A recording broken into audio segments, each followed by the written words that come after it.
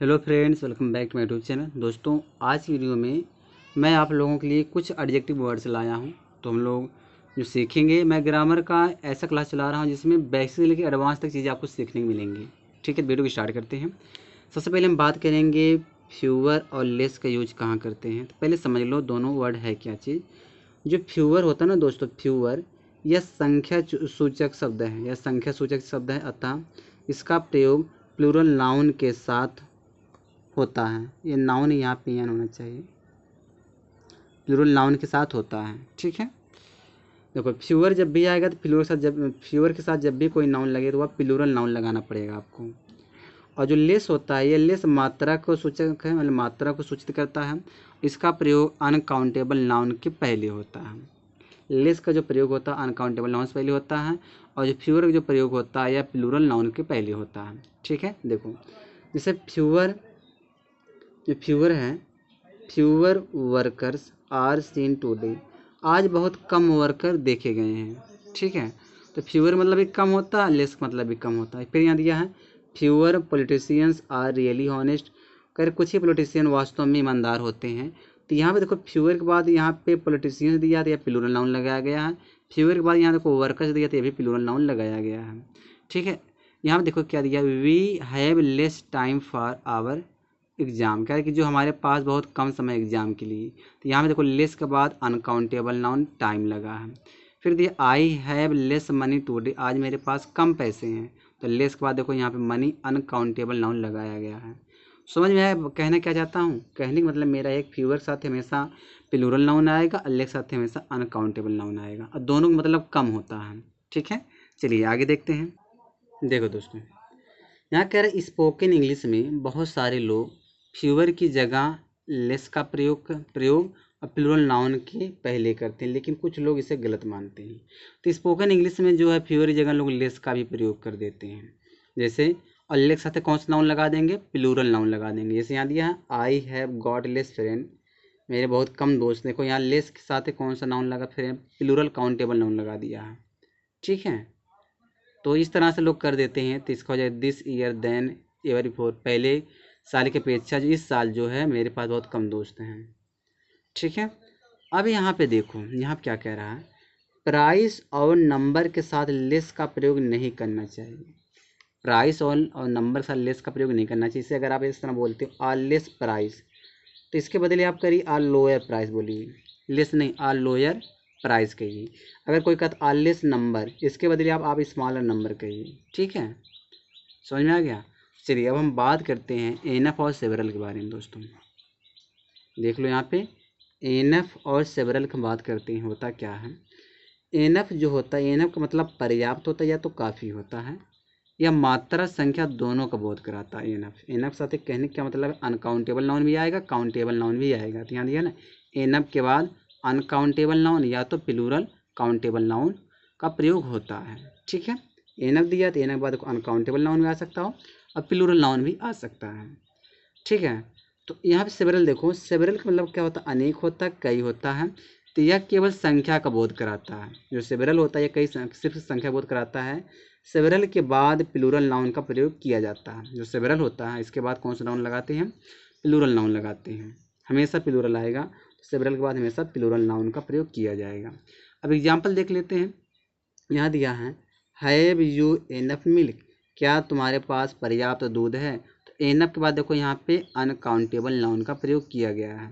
फिर दिया यहाँ पे ही बॉट एनफ चेयर्स, वह बहुत मतलब पर्याप्त कुर्सियाँ खरीदा। तो एनफ के बाद देखो यहाँ पे चेयर्स प्लूरल काउंटेबल नाउन का प्रयोग किया गया है।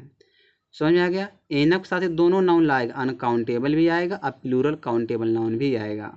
लेकिन सेवरल जो होता है उसके साथ सिर्फ काउंटेबल नाउन आता है, वो भी प्लूरल लगाना पड़ेगा। Several boys are in the field, बहुत सारे लड़के फील्ड में हैं। फिर यहाँ दिया ही सोल्ड सेवरल हाउसेस, वह बहुत सारे जो घर था वो बेच दिया, सारे घर को बेच दिया। तो सेवरल के बाद देखो यहाँ पे हाउसेस लगाया गया, प्लूरल काउंटेबल नाउन प्रयोग किया गया है। ठीक है, समझ में आ गया? तो चलिए दोस्तों हम आगे चलते हैं। देखो दोस्तों, अब हम बात करते हैं फार्दर और फर्दर का। ठीक है, पहले समझिए जो फार्दर होता है इसका अर्थ होता है अधिक दूर होता है, यानी कि ग्रेटर डिस्टेंस होता है। जो फर्दर होता, फर्दर का अर्थ होता अतिरिक्त होता है, एडिशनल, इन एडिशन, कहने मतलब अतिरिक्त या अलावा होता है। फर्दर माने अतिरिक्त और फर्दर माने अधिक दूर होता है। अब तो यहाँ पे समझो, पहले समझो, let us not walk any further, कह रहा है ज़्यादा दूरी तय नहीं करते हैं, ज़्यादा दूरी तक चलते नहीं हैं। डोंट मेक फर्दर डिले, कह रहा है अब फर्दर मतलब क्या, अतिरिक्त, कह अतिरिक्त देर मत करो, ठीक है। यहाँ दिया Patna is farther from Sitamarhi than Hajipur is, कर जो पटना वह दूर है, सीतामढ़ी से दूर है और हाजीपुर की तुलना में, ठीक है। फिर दिया have you any further question, क्या तुम्हारे पास कोई मतलब आगे का कोई अतिरिक्त कोई क्वेश्चन है, समझ में आया।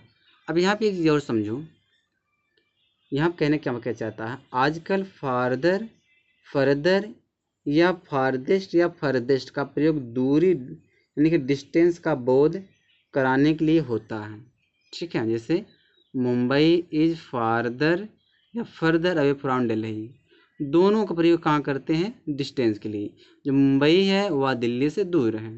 फिर यहाँ दिया व्हाट इज द फारदेस्ट या farthest place you have ever visited, कहने क्या है मतलब है कि जो यह दूरी है ना, जो वह उस जगह की दूरी क्या है जो आप कभी गए हो, जो ऐसी जो जगह है जो बहुत ज़्यादा जो दूर है, क्या इस जगह पर आप कभी गए हो, कहने मतलब ये है।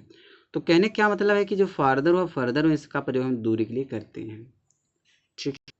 देखो अब हम बात करेंगे लेटर, दोनों को लेटर पढ़ा जाएगा। अब दोनों डिफरेंट क्या उसको समझते हैं। पहले जो ये लेटर दिया, ए लेटर, LATER, इस लेटर जो है ये लेट की कॉम्पिटिटिव डिग्री है।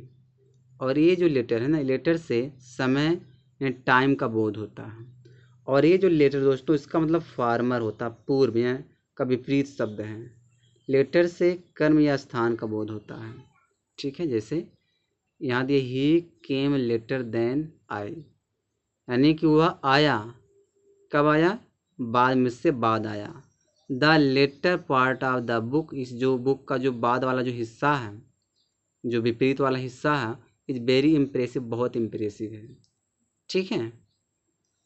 तो चलिए, और कुछ इसमें नहीं है, जो लेटर, इस लेटर में कोई डिफरेंट नहीं ज़्यादा है, तो दोनों में जो है अलग अलग डिफरेंट दिया गया है।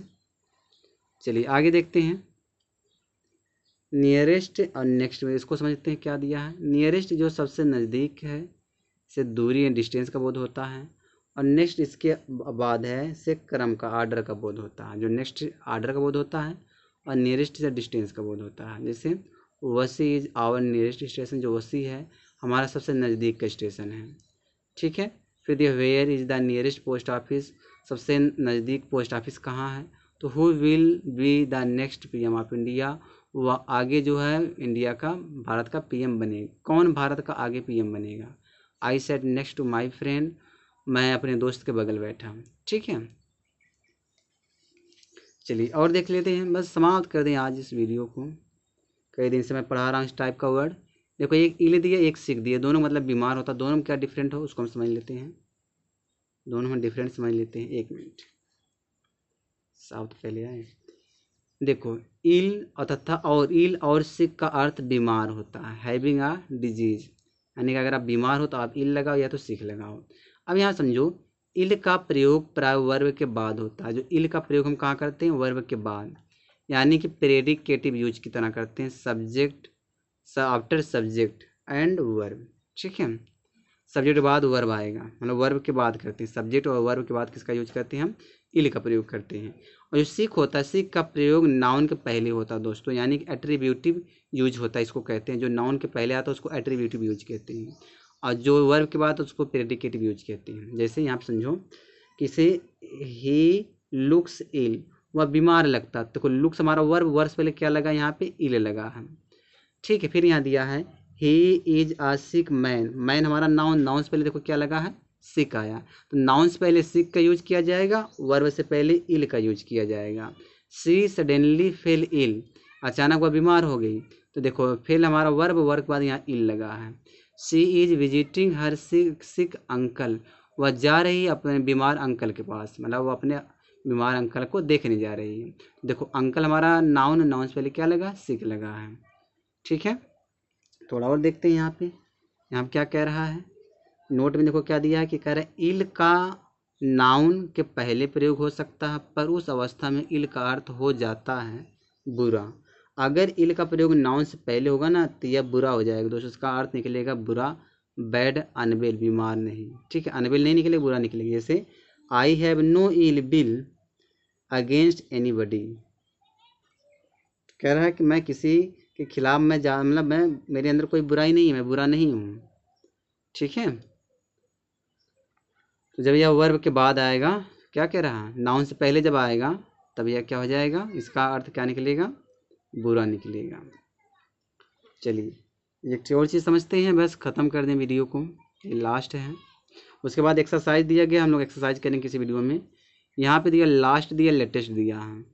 तो लास्ट का जो मतलब होता है अंतिम होता है, एक क्रम आर्डर का या स्थान का बोध कराता है।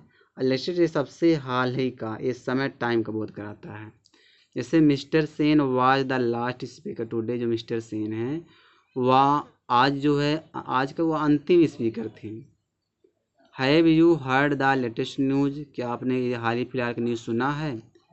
फिर दिया the last letter of the alphabet is Z, कह रहा अल्फ़ाबेट का जो अंतिम अक्षर है, जो लास्ट लेटर है वह जेड है। This is the latest edition of the book, कह रहा यह जो है बुक का हाल ही फिलहाल का संस्करण है, एडिशन है। ठीक है, तो बस दोस्तों इस वीडियो को अब यहाँ पे स्टॉप लगाते हैं, बाकी देख लो। ये देखो एक्सरसाइज दिया गया और मैं आपको दिखा देता हूँ। यहाँ पे देखो बहुत सारे एक्सरसाइज हैं। ठीक है, बाकी सब हम अगले वीडियो में कभी कंप्लीट करेंगे।